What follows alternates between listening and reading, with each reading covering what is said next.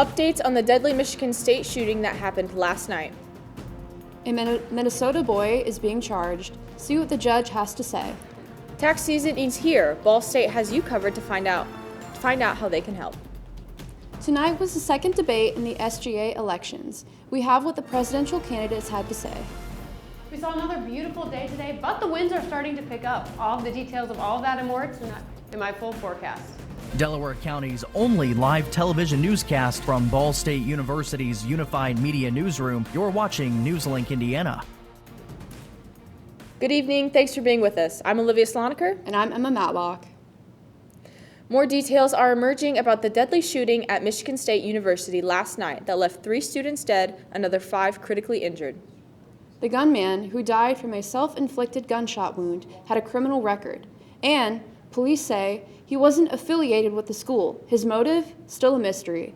Ivan Rodriguez has the latest in this developing story. Acres dying. Terrifying moments Monday night at Michigan State University as students ran for their lives or hid in their classrooms. Police in pursuit of a gunman who's opened fire in an academic building before heading to the student union. Right when that first gunshot went off, I booked it to the far corner of the class. I was sitting right next to the door where he came in. Guys were telling us to run out the back doors as quick as we can and run for our lives. Police found the bodies of 2 students in Berkey Hall and another at the student union. 5 other students were critically injured. The suspect, identified by police as 43-year-old Anthony Dwayne McCrae, died from a self-inflicted gunshot. We have absolutely no idea what the motive was at this point. Rosman says McCrae had no connection to the school, but he did have a criminal record. Court records show McCrae pleaded guilty to a misdemeanor firearm charge in 2019. He gave up his weapon as part of the plea deal and served probation until May 2021. The focus for many is on the victims and their families. We're devastated at the loss of life, and we want to wrap our warm arms around every family that is touched by this tragedy. Classes are canceled until Monday as the school brings in resources to help students cope with what happened. I'm Ivan Rodriguez reporting. Michigan State University police have now identified the students killed: Ariel Anderson, Brian Fraser, and Alexandria Verner. Fraser was a sophomore. Anderson and Verner were juniors. Police in Ewing, New Jersey say they were notified that the MSU shooter had a note in his pocket indicating he may have also had plans to target public schools in their township, 10 hours away from the NSU campus. Ewing police said McCrae had not resided in that area for several years. Tax season is now until April 15th. NewsLink Indiana's Terry Konitschke is here with us in the newsroom to tell us about a resource on campus for students.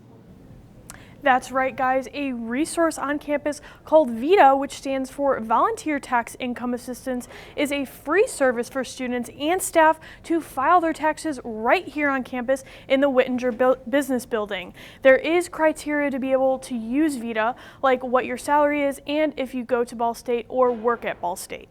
First limitation is genuinely under $57,000 is our max income. So most students are going to fall under that category.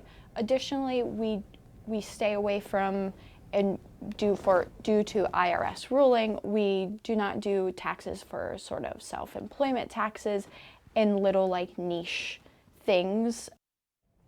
And through the VITA program, you can either have VITA do your taxes for you or use VITA to do them yourself and get help from the volunteers. File your own taxes. It's very simple. It just can be intimidating because it's a lot, and like looking at a tax software can be overwhelming and sometimes even confusing for the professional. So we kind of delve in and we make sure that it's understandable. So understanding that is super important, just so you can be a little bit more independent and understand sort of those tax forms you're filing with your company when you start.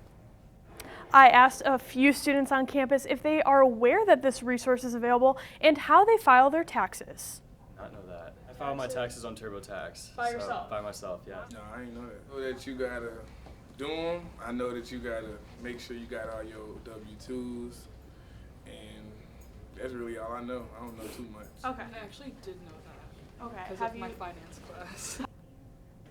And if you are a student or Ball State staff member and didn't know about VITA on campus, you can find more information by searching VITA Free Tax Prep Ball State on your browser. That's all for now. In the newsroom, Tara Konieczny, NewsLink, Indiana. Back to you guys at the desk. Thank you, Tara. And now today was the CGA presidential debate where Skylar Ellis and Joseph Gassensmith showcased their views for their potential candidacy for this election. Gassensmith said if he were elected, he would want to make sure he implements diversity, equity, and inclusion in his role. One project Gassensmith is passionate for is Beneficent Swipes. Beneficent Swipes is a program that would allow students on meal plans to donate unused or unwanted meal swipes into a meal voucher program for those in need. Upwards of 40% of college students across the country face some kind of food insecurity, and 39% of Ball State students are Pell Grant recipients.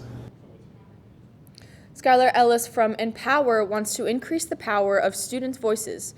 An important project that is passionate for her is to implement a purple bus loop. What this loop does is basically it connects the east and south neighborhoods of the residence halls to the north neighborhood. And in this process, it also accesses a lot of the same area as the current blue loop, adding a needed efficiency system there to help decrease waiting times for students. Tomorrow at 5:30 in the Student Center in Cardinal Hall 301, you can hear the voices from the vice president candidates. You can also watch that debate on our Facebook page. Ball State University's Asian Student Union and Student Government held a Valentine's Day social event for students to come together, eat candy, and get to know each other better.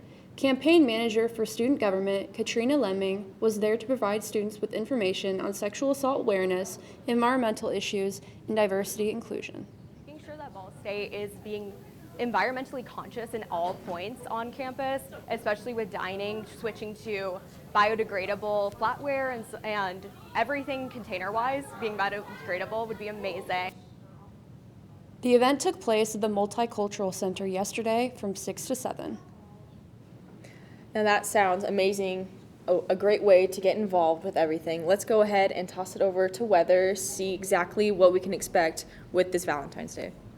We saw another above average day today.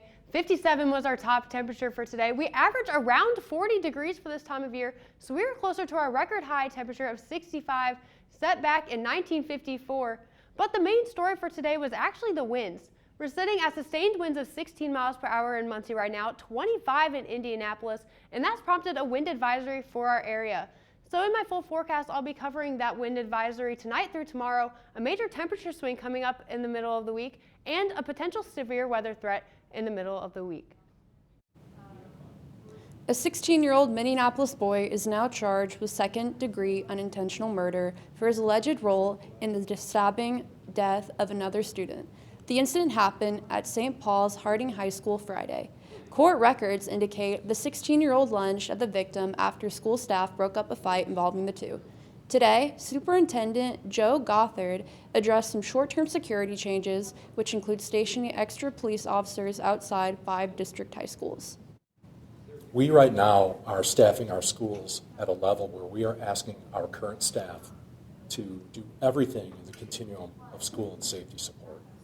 And while 90%, 95%, 97% of that is adequate and appropriate, there is a level of support that is required from time to time that we're just not equipped to do as a school staff. In my career in education, as a teacher, a principal, a coach, I've always relied on having a strong relationship with the police departments and the community partners that are willing to be part of that solution. And today is a chance for me to make that recommitment and to make sure that the community does know that. Prosecutors say it was 15-year-old Devin Scott's first day at the school. He was rushed to the hospital after the stabbing, where he was pronounced dead. Court records indicate the entire incident was also captured on surveillance cameras. A judge is expected to rule if the suspect will be prosecuted as an adult. After the break, an update to the subpoena for documents. Find out what former President Trump needs to pay. Plus, a new study was released about the COVID-19 vaccine, what they are saying on how it can help. Here's your sandwich, miss. Oh, thank you. And your burger. Awesome, thank you. And your bowl of boiling water, sir.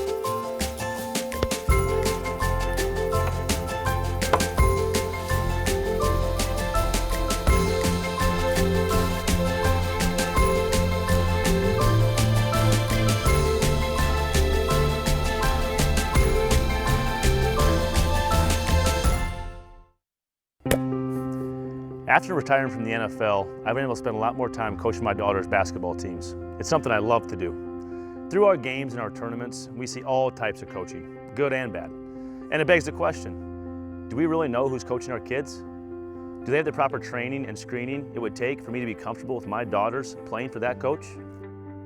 Our Youth Basketball Association made the decision to use trusted coaches to screen and train all of our coaches. I'm a trusted coach. Are you? So if one cat has 4 kittens who reproduce every 6 months, how many cats will there be in 5 years? Who's got it? Is this... What is that? Seriously. Who threw that? Cats are terrible at math, but they sure do multiply.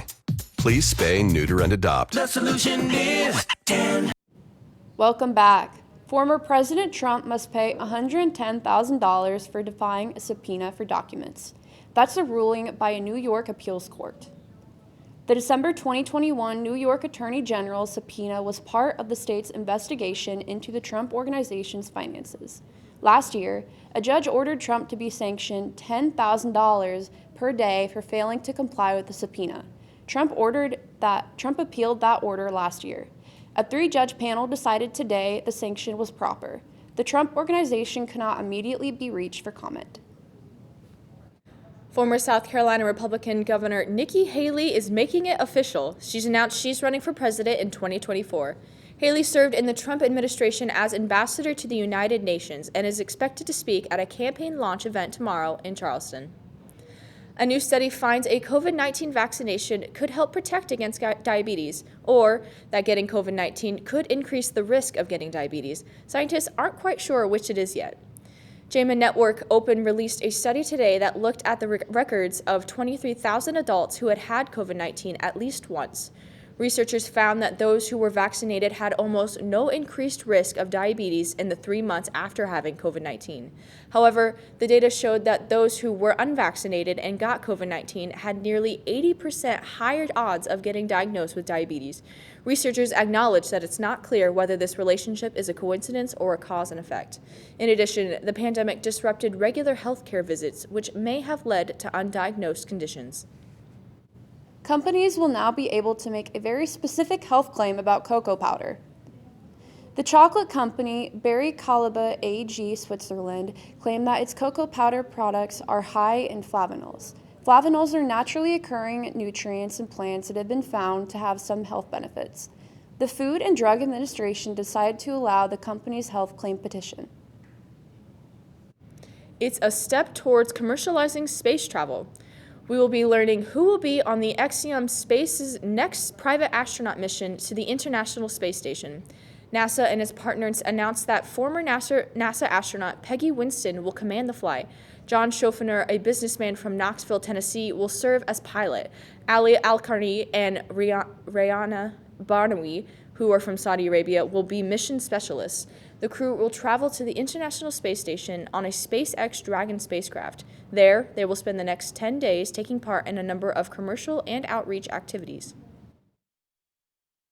We've been seeing rain move through our viewing area, but we do still have that wind advisory in effect. I'll have the details for all of that and more after the break.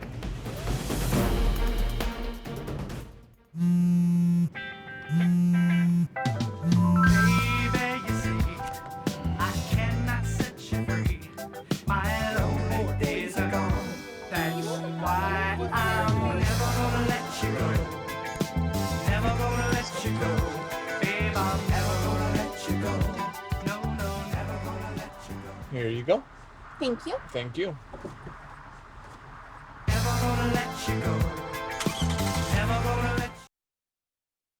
I think it's just vapor with flavor. It won't hurt my kid like cigarettes, right? Vaping is safer than smoking, isn't it? There's really not even that much nicotine in them, right? My kid? My kid knows it's dangerous. Get your head out of the cloud. Today, nearly 8,000 kids will start vaping, maybe even yours. Learn about the dangers at talkaboutvaping.org. Emotes say a lot, but they can't say it all. Think your guildmate is struggling? Try these dialogue options.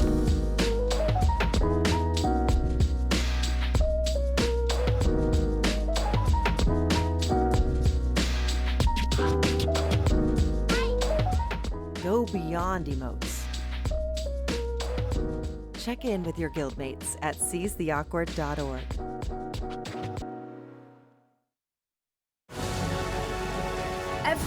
Every day, Millions of people are connecting and even though we're overcoming obstacles, watching each other's backs, and banding together. we should still make an effort. We should still make an to effort. get to know each other, On a deeper level. Father, cosplayer, mentor. actor. It's time we take a step forward It's time we take a step forward. Come together. and discover How accepting our differences can make us stronger. Welcome back. You are looking outside the Foundational Science Building. The time is around 9:17. It was a beautiful day. Let's go ahead and send it over to Rachel with weather.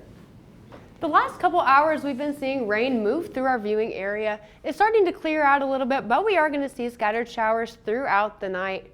If we go ahead and take a look at our current temperatures outside, they are still mild despite the rain. 58 currently in Muncie, 53 in Indianapolis, a little cooler, 52 in Terre Haute. But the main story for today was actually the winds. We're seeing wind gusts right now, 26 mile per hour gusts in Muncie, 33 mile per hour gusts in Indianapolis, and that has prompted the National Weather Service to issue a wind advisory for our area. Now, wind advisory cautions that we could see wind gusts up to 50 miles per hour, so go ahead and tie up any loose objects that you have outdoors.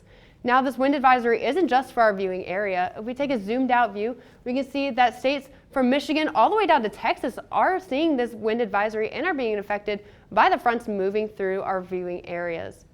Now, if we take a look at tonight, the winds are going to be picking up again. We'll be seeing sustained winds of 25 miles per hour, gusting up to 45 miles per hour. Now, the winds are going to be coming up from the south, bringing warmer temperatures, so we will only have a low temperature of 49 degrees tonight, which is a pretty mild night. We will have rain moving in through the area again, so it will be windy and rainy tonight, so the 49 won't feel as great.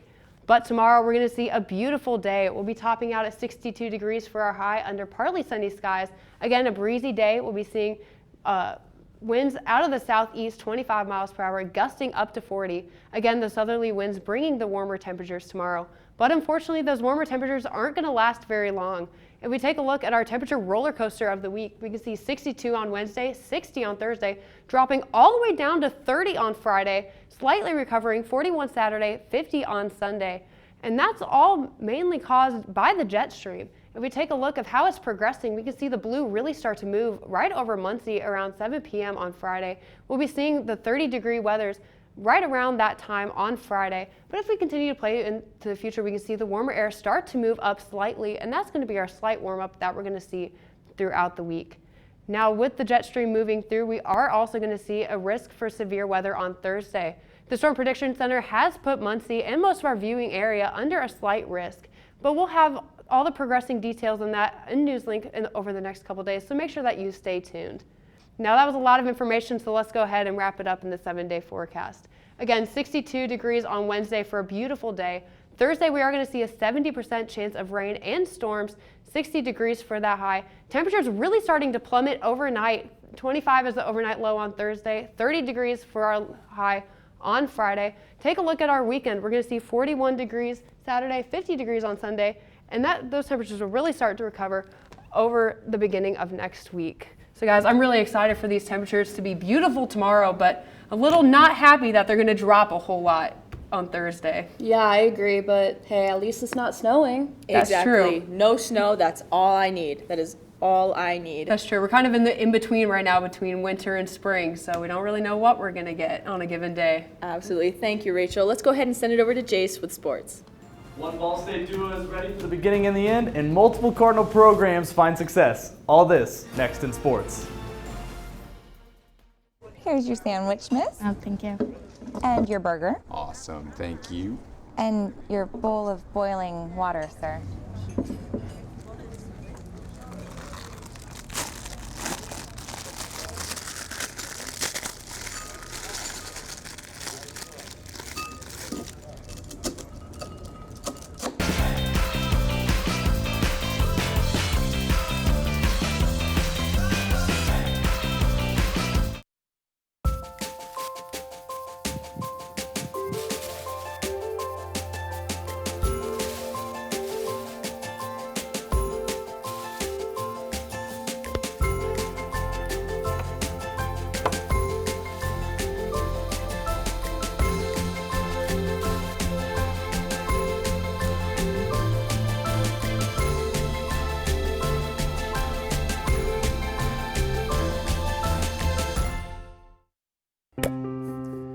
After retiring from the NFL, I've been able to spend a lot more time coaching my daughter's basketball teams. It's something I love to do. Through our games and our tournaments, we see all types of coaching, good and bad. And it begs the question, do we really know who's coaching our kids? Do they have the proper training and screening it would take for me to be comfortable with my daughters playing for that coach?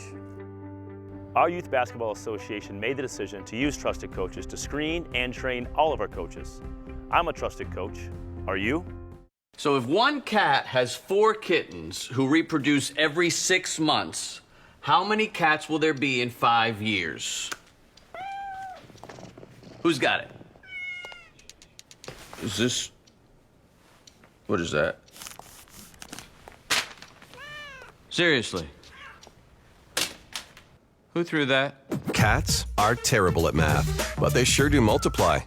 Please spay, neuter, and adopt. The solution is 10. Welcome back to NewsLink Indiana. I'm Jace Miller with sports. This season might look a little different for the Ball State men's tennis program. NewsLink Indiana's Zach Greer spoke with the squad's father-son duo in their first and last ride. Here at the YMCA in Muncie, this facility is home to not only some championship history, but also some family history. Meet Gene Orlando, a first-year volunteer coach for the Cardinals that found his way back home.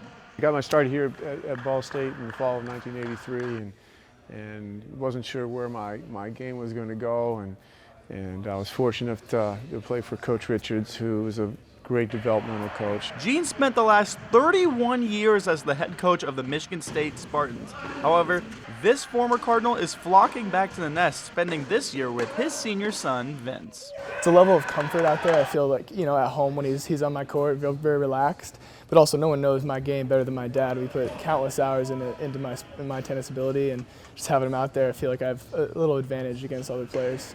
Not only do I get to be with my son and spend this time together and go through some battles together, the ups and downs, and really what's even more touching is to have the opportunity to work with my old coach.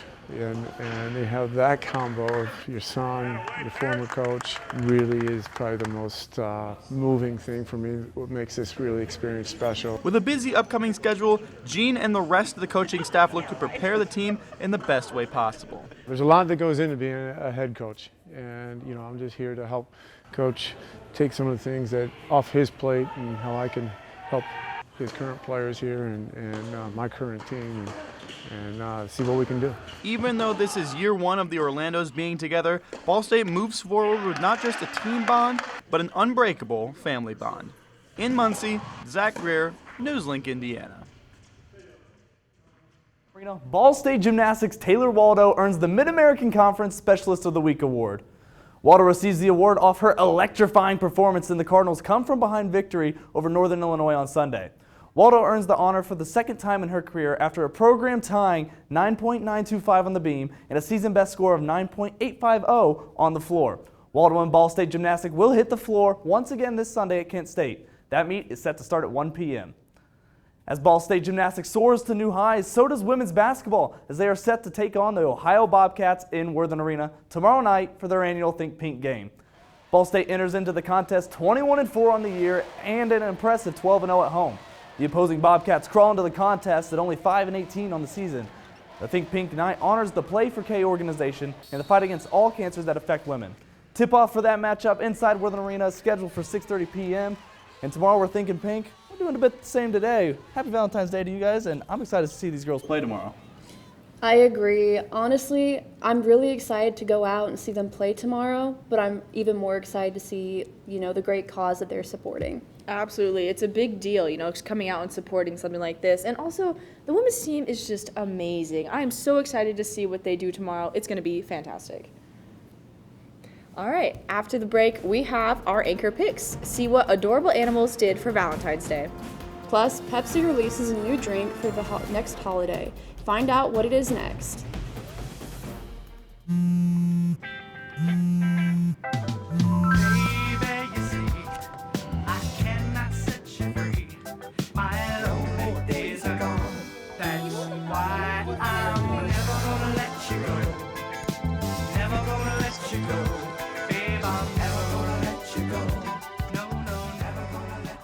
Here you go. Thank you. Thank you. Never gonna let you go.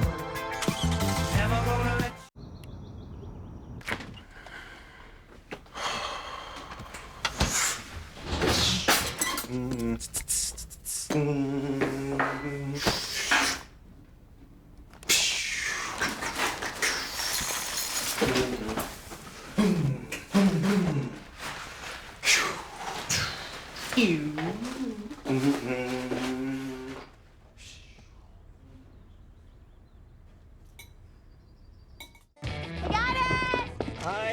Can you help me? I got it. Thank you. No problem. Just like the rules to surviving Zombieland, there are steps you can take to be prepared for an emergency. It's the right thing to do. Talk with your family to make a plan. Look for safe areas to meet up if separated. And stock up on supplies. It's never too early to get prepared, so start now. Right now? Right now. You can't predict emergencies, but you can be ready. You're welcome, America. Visit ready.gov today to learn more. Jordan knows he shouldn't eat this entire bowl of nachos, but tonight he's earned that right. Because a few hours ago, in the middle of happy hour, he recognized a sign. Not from the gods or a bolt of lightning, but from a double heart, a kissy face, and a fourth ha in ha ha ha. That's when Jordan knew he was buzzed. So when it was time to go, he got a ride home instead of driving. Be a legend like Jordan. Recognize your buzzed warning signs and get a ride home. Buzz driving is drunk driving. For Valentine's Day, these otters are utterly adorable. That's how a New Hampshire aquarium describes Valentine's Day cards its otters painted. Living Shores Aquarium says the autograms will go to hospital patients and also 10 lucky sweepstakes winners. The animal artists are 5 Asian small-clawed otters. They're called Harry, Teddy, Peanut, Jelly, and Sako. Animal-safe red and pink paint on their paws was used in the creations. The aquarium says it might make the autograms a Valentine's Day tradition. Now, do you love Pep Peeps marshmallow candies so much you just can't get enough? Imagine if you could drink them. Well, now you can, thanks to Pepsi. The soft drink manufacturer is bringing a soda flavored like the Easter marshmallow treat to store shelves. Pepsi X Peeps actually came out 2 years ago, but back then, only a few thousand cans were given away in a contest. Marketers at Pepsi noticed how popular they had become, so this year they're giving people just what they want. Now, not forever, of course. Pepsi and Peeps will only be available in mini cans and 20-ounce bottles for a limited time. Now let's go ahead, toss it over to Rachel with a final look at weather. We'll be seeing a beautiful day tomorrow, 62 degrees under partly cloudy skies tomorrow. Again, that wind advisory lasting until 10 a.m. on Wednesday. That chance for rain on Thursday, 70%, and that is going to bring a cold front through our area, dropping our temperatures all the way for a high of 30 degrees on Friday under partly sunny skies. Overnight lows are going to start dipping a good amount on Thursday into Friday, and they'll recover over the weekend. Thank you, Rachel. That's all tonight for NewsLink Indiana. Be sure to join us again tomorrow night at 9, streaming live on the Indiana Facebook page. And for news anytime, anywhere, go to ballstatedaily.com. Have a great night.